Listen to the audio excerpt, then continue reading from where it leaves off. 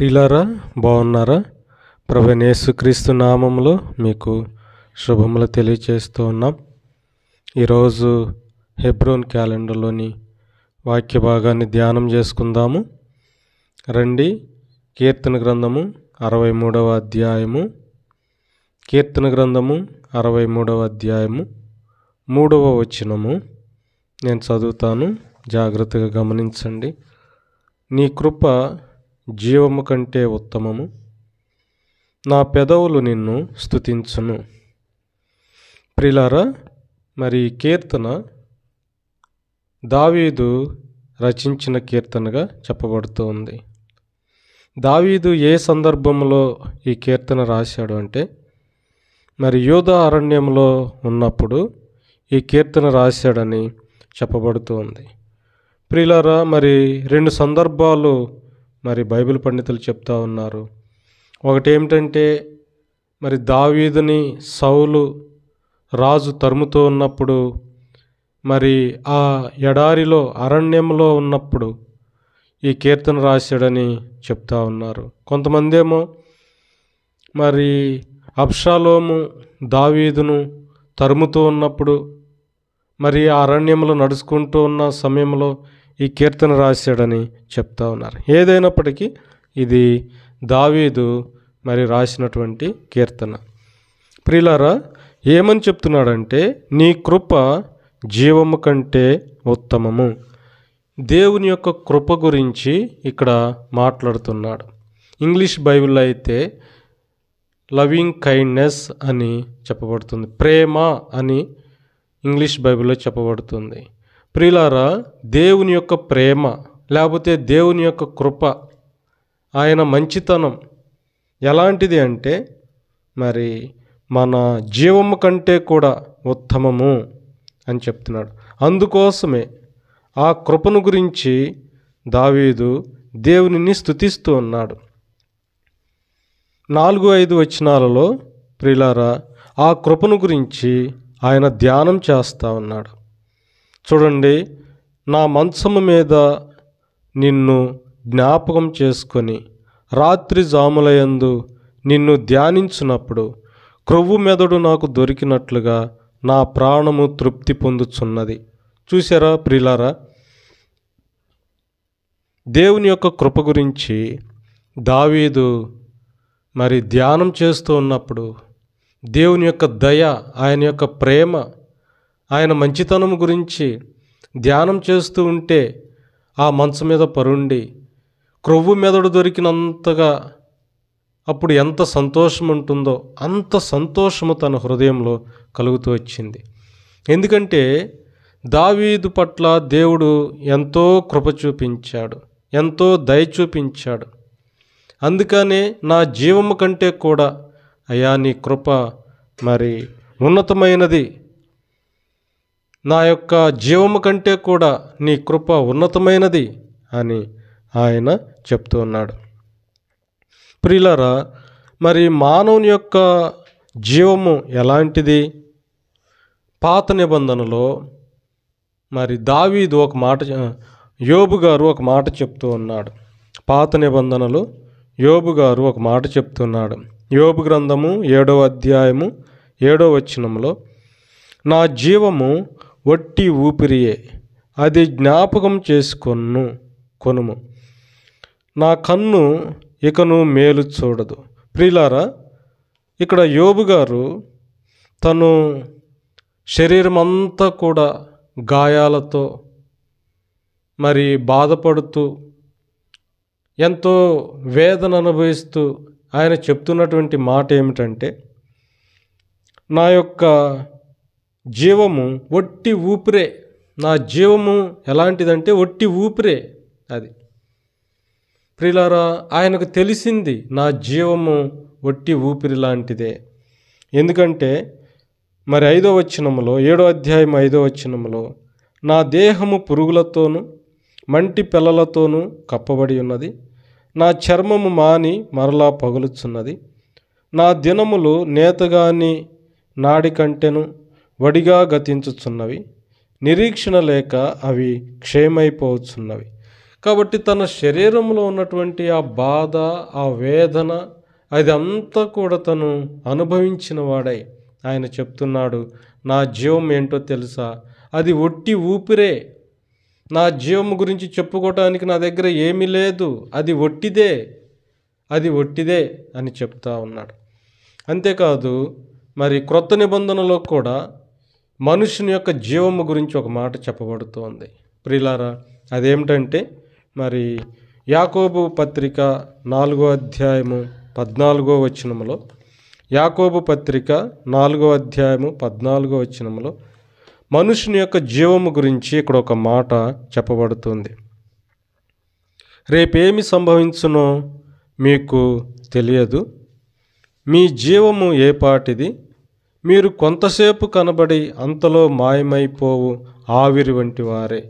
ప్రియులారా, మరి యాకోబు భక్తుడు చెప్తున్నటువంటి మాట క్రొత్త నిబంధనలో ఏమంటున్నాడంటే, మీ జీవం ఏపాటిది, అంతలో కనపడి ఇంతలో మాయమైపోయేటువంటి ఆవిరి వంటి వారే కదా.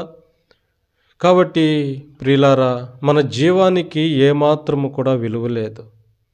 అర్థమవుతుందా? కాబట్టి దేవుని యొక్క కృపను గురించి దావీదు ఆలోచిస్తూ వచ్చినప్పుడు తన యొక్క జీవము ఎంత అల్పమైనదో, తన జీవము ఎంతగా మరి ఆవిరి వంటిదో తను ఎరిగినవాడై, ఇలాంటి ఆవిరి వంటి జీవము కలిగినటువంటి నా పట్ల దేవుడు ఎంత మేలు చేస్తూ ఉన్నాడు, దేవుడు నా పట్ల ఎంత కృప చూపిస్తూ ఉన్నాడు. మనుషులైతే మరి జీవము గురించి ఏమాత్రం ఆలోచించరు కదా, మనుషులైతే ప్రజలైతే జీవము గురించి ఆలోచించరు కదా. కానీ దేవుడు నా జీవము గురించి ఆలోచిస్తూ ఉన్నాడు, నన్ను కాపాడుతూ ఉన్నాడు, నన్ను భద్రపరుస్తూ ఉన్నాడు, నా పక్షముగా ఆయన కృప చూపిస్తూ ఉన్నాడు.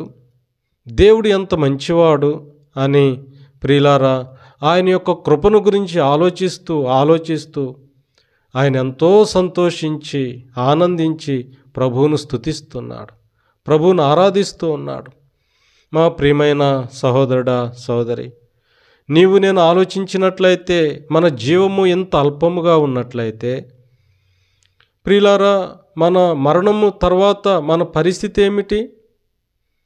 మన మరణము తర్వాత మన పరిస్థితి ఏంటి? మన జీవము ఇంత అల్పమైనది కదా. అయితే ప్రియులారా, దేవుని వాక్యము సెలవిస్తూ ఉంది, ఇటువంటి అల్పమైనటువంటి జీవము కలిగినటువంటి వారముగా మనము ఒకవేళ మనము ఇదే పరిస్థితిలో ఉండి మనం ఈ లోకాన్ని విడిచిపోతే మనము నిత్య నరకం అగ్నిగుండానికి వెళ్ళిపోతాం. ఎందుకంటే ప్రియులారా, మనలో ఉన్నటువంటి జీవము వలన మనకే ప్రయోజనము లేదు.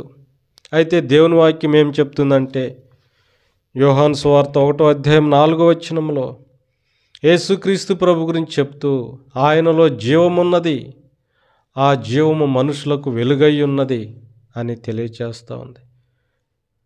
ప్రియమైన సహోదరుడా, సహోదరి, ఇలాంటి ఆవిరి వంటి జీవము కలిగినటువంటి మన కొరకు పరలోకము నుండి సృష్టికర్త అయినటువంటి దేవుడు, తండ్రి అయినటువంటి దేవుడు తన కుమారుడైనటువంటి యేసుక్రీస్తు ప్రభు వారికి ఈ లోకానికి పంపించాడు. ఎందుకో తెలుసా? మన జీవము అల్పమైనటువంటి ఈ జీవము దేవుడు తన నిత్య జీవముని ఇవ్వటానికి, దేవుని యొక్క జీవము మనలో పోయటానికి ఆయన పరలోకమును విడిచిపెట్టి ఈ భూలోకానికి దిగివచ్చాడు. అయ్యా అమ్మా, ఆయన ఆ కలువరి శిలువలో ఎంత క్రయమ చెల్లించాడో, ఎంత వేదన అనుభవించాడో, ఎంత బాధ అనుభవించాడో ప్రియులారా, దానిని బట్టి మనము ఆలోచిస్తూ వచ్చినట్లయితే ఇంత ఆవిరి వంటి నా జీవము, ఊపిరి వంటి నా జీవము గురించి దేవుడు ఇంతగా ప్రేమ చూపించాడా, ఇంత పట్టింపు కలిగి ఉన్నాడా అని ప్రియులారా, నీవు నేను ఆయన ద్వారా రక్షణ పొందిన వారమై, ఆయన ద్వారా మేలు పొందిన వారమై మనము కూడా ప్రభు యొక్క కృపను బట్టి మనం ప్రభువుని ఆరాధించగలుగుతాం. ఇదంతా కూడా కేవలము దేవుడు తన కృప ద్వారానే నీ పక్షముగా నా పక్షముగా దేవుడు కార్యము చేస్తూ వచ్చాడు. ఎలా? తన కుమారుడైనటువంటి యేసుక్రీస్తు ప్రభువారిని ఈ లోకానికి పంపించాడు. దేవుని యొక్క జీవము మనలో పోస్తూ వచ్చాడు. అల్పమైనటువంటి మన జీవము దేవుని యొక్క జీవముతో నింపబడుతూ వచ్చింది. ప్రియులారా, ఆ విధముగా దేవుని యొక్క జీవం మనలో పోయబడుట ద్వారా మనము నిత్య జీవానికి మనము వారసులమవుతున్నాం. నిత్య జీవానికి మనము వారసులమవుతూ ఉన్నాం. కాబట్టి ప్రియులారా, దేవుడు ఇలాంటి నిత్య జీవం పొందినటువంటి నీవు నేను ఆయన కృపను ఎంతైనా మనము కొనియాడాలని మనము అర్థము చేసుకుంటున్నాం. ఆవిరి వంటి నా జీవం, మరి ఊపిరి వంటి నా జీవమును దేవుడు కనికరించి దయ చూపించి తన జీవాన్ని నాలో పోస్తూ వచ్చాడు. అందుకని యేసుప్రభువారు అన్నారు, మరి యోహాను సువార్త 10వ అధ్యాయం 10వ వచనం, గొర్రెలకు జీవము కలుగజేయుటకును అది సమృద్ధిగా కలుగజేయుటకును నేను వచ్చి ఉన్నాను అని దేవుడు యేసుప్రభువారు చెప్తున్నారు. కాబట్టి సమృద్ధి అయినటువంటి జీవం నీకు నాకు అనుగ్రహిస్తూ ఉన్నాడు. దానిని బట్టి ప్రియులారా, ఇది కేవలము ప్రభు యొక్క కృప ద్వారానే, ఆయన యొక్క మంచితనము ద్వారానే, ఆయన యొక్క ప్రేమ ద్వారానే నీకు నాకు అనుగ్రహించబడుతూ వచ్చింది ఈ నిత్య జీవం, ఈ సమృద్ధి అయినటువంటి జీవం. దానిని బట్టి ప్రభువును ఆరాధించాలి. ప్రభువా, మరి సమృద్ధి అయినటువంటి నీ జీవం, నిత్య జీవము నాకు అనుగ్రహించావయ్యా. అయ్యా, అందుకే మీకు వందనాలయ్యా, మీకు స్తోత్రాలయ్యా అని ప్రభువును మనము ఆరాధించబద్దులమై ఉన్నాం. ఆ విధముగా ప్రభు మనకు సహాయము చేసి ప్రభువును స్తుతించినట్లుగా, ఆయనను ఆరాధించినట్లుగా ప్రభు మనకు సహాయం చేయను గాక. ప్రార్థన చేసుకుందాం. ప్రియమైన తండ్రి యేసు ప్రభువా, మీకు స్తోత్రాలయ్యా. నాయన, మీ జీవం మాలో ఉంచారు. మానవునిగా నాయన, నా జీవం మా జీవం అయ్యా, అది అల్పమైనటువంటిదని, ఇంతలో కనపడి అంతలో మాయమయ్యి ఆవిరి వంటిదని మీ పరిశుద్ధ వాక్యము సెలవిస్తూ ఉన్నది. ప్రభువా, ఇలాంటి జీవము కలిగినటువంటి మేము దేవా, మరి నశించిపోయేటువంటి పరిస్థితిలో ఉంటుండగా మీ ప్రియకుమారుడు ప్రభువైన యేసుక్రీస్తు ద్వారా నాయన, మరి సమృద్ధి అయినటువంటి జీవాన్ని మాకు ఇవ్వాలని, ఆ నిత్య జీవానికి మమ్మలను వారసులుగా చేయాలని ఈ లోకానికి మీరు పంపించారు. అందుకే మీకు స్తోత్రాలు. మాలో నూతనమైన కార్యమును జరిగించి, మా పాపములను క్షమించి, మమ్మలను కడిగి పవిత్రపరిచి ఆ నిత్య జీవాన్ని మాకు అనుగ్రహించారు. అందుకై మీకు వందనములు, స్తోత్రాలయ్యా. దేవా నాయన, మీరు చేసిన మేలును బట్టి మిమ్మల్ని స్తుతిస్తున్నా, ఆరాధిస్తున్నా.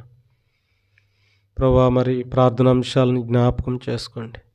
నివేదిత ప్రభా బిడ్డ నాయన, AISSE నాయన, మరి ఎంట్రన్స్ ఎగ్జామ్ ఉంది ఈ దినము ప్రభా, 28వ తారీఖు. ప్రభా, సహాయం చేయండి నాయన. చక్కగా ఎగ్జామ్ బాగా రాయటానికి కావలసిన జ్ఞానం ఇవ్వండి, మీ వివేచన ఇవ్వండి ప్రభా. చదివిని గుర్తుండినట్లుగా మీ జ్ఞాపక శక్తి దయచేయండి, మేలు చేయండి. అలాగే ప్రభా, మరి రజని సహోదరి నాయన, తన భర్త యొక్క రక్షణ కొరకు ప్రార్థన చేస్తున్నాం. మీరే దర్శించి నాయన పాపంలో ఒప్పింపచేయండి. అలాగే ప్రభా, మరి శాంసన్ నాయన బిడ్డ కొరకు ప్రార్థన చేస్తున్నాం. సంపూర్ణమైన ఆరోగ్యం దయచేయండి. అలాగే బాప్తిస్మం కొరకు సిద్ధపరచండి ప్రభా. మంచి భవిష్యత్తు దేవా, దేవుని చిత్తంలో అనుగ్రహించండి. అజయ్ సహోదరుడు ప్రభా, ఆర్థిక సమస్యలతో బాధపడుతున్నాడు నాయన. దేవా, తన ఆర్థిక సమస్యలన్నిటిని మీరే తీర్చండి నాయన. మరి శైలజ సహోదరి గర్భఫలాన్ని మీరు అనుగ్రహించండి ప్రభా. దేవా, సహాయం చేయండి. విజయరావు సహోదరుడు ప్రభా, మరి టైఫాయిడ్ జ్వరంతో బాధపడుతున్నాడు. మీ గాయపడిన హస్తంతో తాకి స్వస్థపరచండి, మంచి ఆరోగ్యం దయచేయండి. పద్మా సహోదరి నాయన, మరి తను బ్యాక్ పెయిన్తో బాధపడుతుంది ప్రభా, మీరే స్వస్థపరచండి దేవా. మరి శారా సహోదరి నాయన, మరి కుటుంబ సమస్యలు నాయన మీరే తీర్చండి, మంచి భవిష్యత్తుని ఇవ్వండి. తల్లిదండ్రులకు మంచి ఆరోగ్యం దయచేయండి, వారి వ్యాపారాన్ని ఆశీర్వదించండి ప్రభా. నాయన కనికరించము, దయ చూపించము. అలాగే సైమన్ పీటర్ సహోదరుడు ప్రభా, అయా కార్పెంట్ వర్క్ చేస్తూ ఉండగా ప్రభా జ్ఞాపకం చేసుకోండి, ఆ వర్క్ను దీవించి ఆశీర్వదించండి నాయన. బ్యాక్ పెయిన్ నాయన మీరే సంపూర్ణంగా తాగి స్వస్థపరచండి. అలాగే ప్రభా, మరి పావని సహోదరి అయ్యా నాయన తన స్టడీస్లో మీరే తోడుగా ఉండండి. తన తండ్రికి జాబ్ కొరకు ప్రార్థన చేస్తున్నాం. దేవా కనికరించండి ప్రభా. మరి దుర్గాప్రసాద్ నాయన రక్షణ కొరకు ప్రార్థన చేస్తున్నాం. నాయన అక్షయ్ నాయన స్టడీ కొరకు ప్రార్థన చేస్తున్నాం. ప్రభా సహాయం చేయండి. మేలు కొరకే జ్ఞాపకం చేసుకోండి ప్రభా.